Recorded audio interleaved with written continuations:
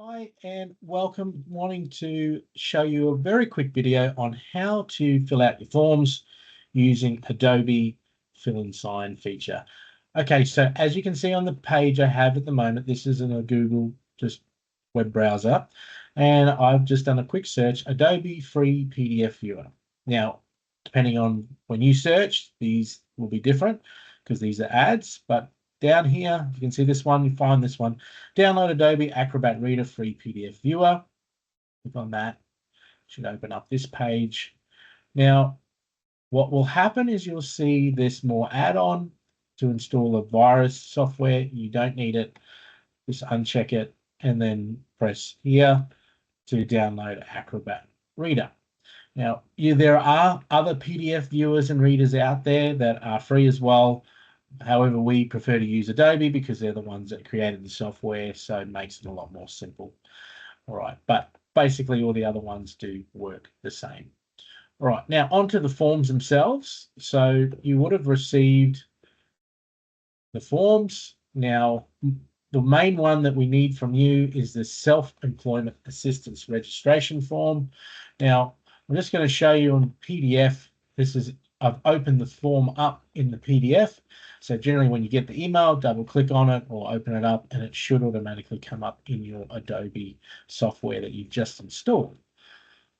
You see on the side here, it says fill and sign, or it may not say that depending on what you're looking at from your end. There's also like this calligraphy nib. That's a icon, a shortcut. So it does exactly the same as I press this. You'll see if I press this, it's just a bit of a shortcut. So fill and sign with this down the side is the same as that there. So, all right. Now, this registration form, now note, I'm just scrolling down the second page. I've just typed in my name so you can see, you can type directly into these blue pockets here. And when you get to these questions, you can press yes, no, whatever that is, yes, no. And you can see how that works there and enter in and answer these questions. Now, sometimes when you press these ones, it only comes up with like a very faint gray look. It's okay. When you send them back to me, I should be able to see them, can notice them, and they print out okay. All right. Now, the tricky thing with this form is this signature panel.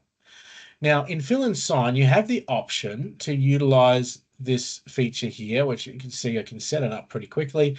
Add signature, and you just sort of type your name in, click apply, and that should pop up. There it is. Now, if I hover this over, it's sort of like going anywhere, so I don't mean to make you sick, but you put that over that panel and it's gone. It's kind of like goes in behind that. So what to do is just lift this up a bit, put it there. That's fine. And date it, and you're done. Now, the other option is if you want to digitally sign it, you can use this feature. So you double click on that signature panel like you did. I'll show you again, double click. I popped open here.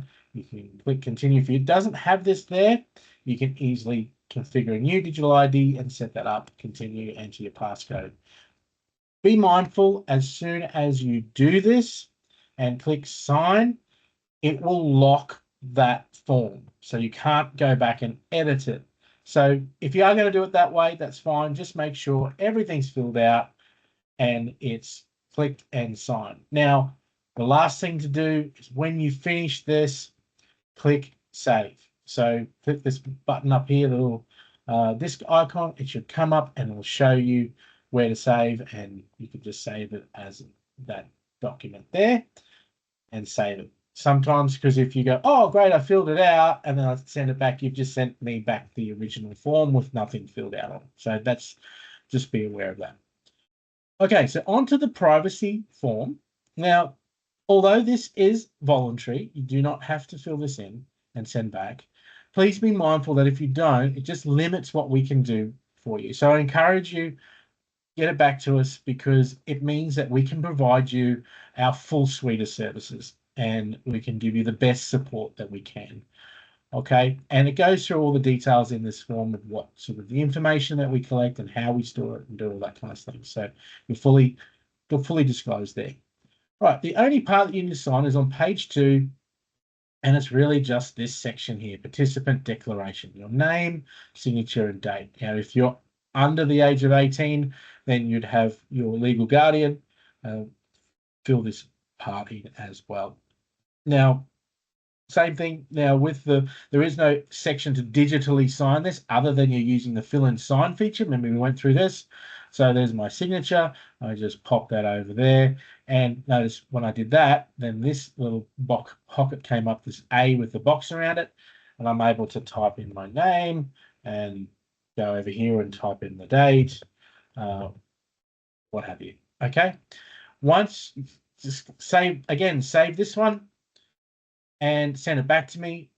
We will fill this section in because this is where we fill in provider contact details and declaration. So that's what we fill out. Okay.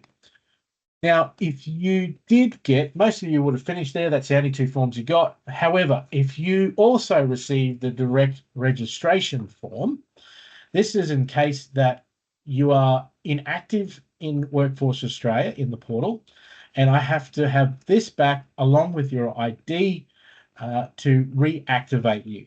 Now, also, if you're not registered with Workforce Australia at all, do we use this form to get you set up in the system to ensure that we can provide our services for you. Okay, so if you don't know your job seeker identification number, give me a call. Otherwise, leave it blank.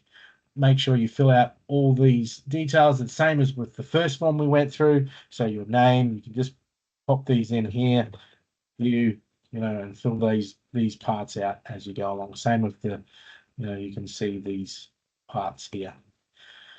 Most of this you will fill out and up to about here, and then only fill this out if this is applicable. If you wouldn't need to fill this out because this is the transition to work, it's a different program. And obviously, if you're not in Yarrabah, don't fill this out. Okay, now onto proof of identity. Whatever you put in here, your driver's license or other whatever details you put there, or whatever you check in here. So, for example, you put your driver's license in. Just make sure you take a photo of that front and back, as well as if you say put your Medicare card in, take a photo of that and send them back to me with your forms and those photos attached as well. If you're a little bit more tech savvy, then you can try and insert those images into this area here. Okay, and down the bottom again, remember we've got one of these things. So to sign it, you would need to hover over the top and do that. Now on the left-hand side is for you, that's your side, and the right-hand side, this is for us. This is the provider side. So you just need to sign there, date that, and print your name. This is where we fill in our side of things. Okay, so you can either put it up there, or I would suggest you doing it, just putting it there, because what happens is once you sign here, or if you do a digital signature on this one, it locks. When I said it locks everything, it locks the document. That means I can't sign it on my end. It inhibits me to sign it. So if you can, just use this feature. Just put your signature like that, date and your name. Then that way we can sign on our side and finalize that document. If you have any issues, please let me know. Alternatively, if I understand that different programs and different laptops and devices can work different, I get it, and it can be frustrating. If all fails, print them out, do it the old-fashioned way, scan and email me them back, or take a photo of each page and send it to me that way. Hope that makes sense. Again, any issues, please let me know. Happy to help.